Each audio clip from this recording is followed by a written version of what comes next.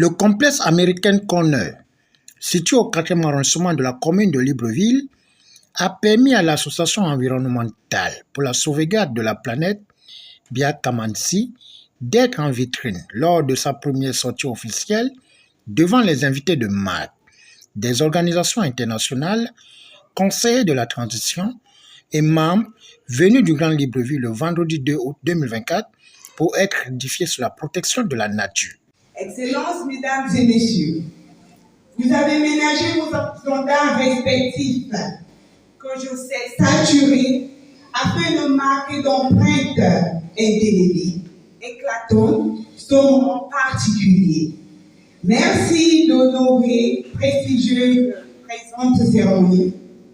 Pour Biakamansi et ses membres, c'est un grand privilège de vous compter parmi nous. Je remercie d'abord son Excellence Madame Vernelle Fitzpatrick, ambassadeur des États-Unis d'Amérique au Gabon.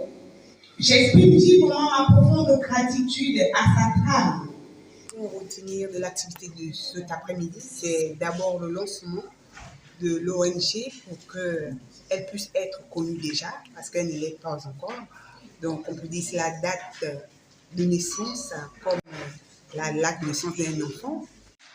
Et en même temps, les objectifs de l'ONG Biakamansi, nous avons répondu à l'appel émis par le président de la République, le général Clotaire Brissot-Nguema.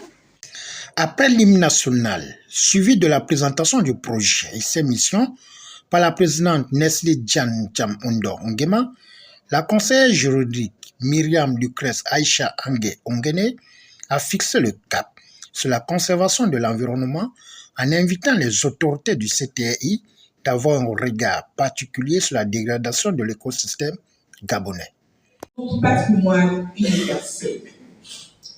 Allons scruter les autres planètes. Cependant, gardons dans notre esprit que nous n'avons pas et nous n'aurons jamais une autre terre pour y vivre. Sur la terre, nous venons. Sur la terre, nous repartons. Et nulle part ailleurs, cela n'est possible pour les êtres. Chers invités, le 28 juillet 2022, l'Assemblée générale des Nations unies avait adopté une résolution incontestable selon laquelle, je cite, l'accès à un environnement propre, sain et durable est un droit humain universel. Et mon propos, je m'appuie sur son allocution du mois dernier au Congo-Brazzaville lors de la première conférence internationale sur la forestation et le reboisement. Si la déforestation est l'acte par lequel de nombreux États procèdent à la destruction de leurs forêts, la forestation et le reboisement, quant à eux, constituent des processus de la reconstitution et de la création de celles-ci. Nous notons que l'association a un challenge, booster la prise de conscience et engagement citoyen pour protéger la forêt, pour une bonne régularisation climatique, en protégeant l'environnement, en mutualisant les forces.